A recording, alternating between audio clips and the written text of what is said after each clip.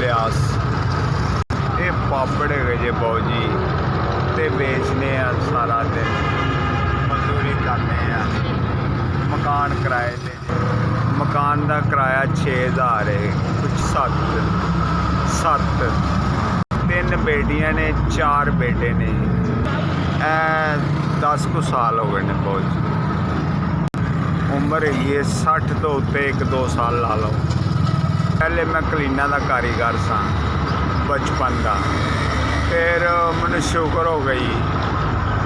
बच्चे सन फिर छोटे छोटे उस तो बाद फिर डॉक्टर ने मशवरा किया मैं उन्होंने कहा बाबा जी दवाइयां दे वस ना पवो पैदल टुरया करो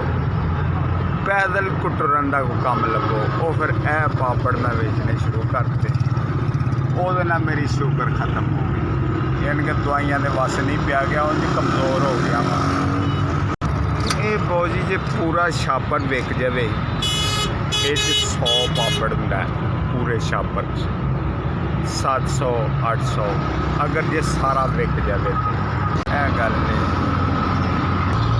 0322 78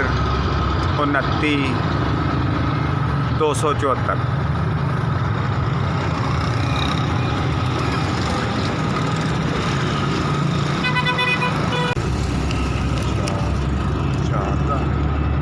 4000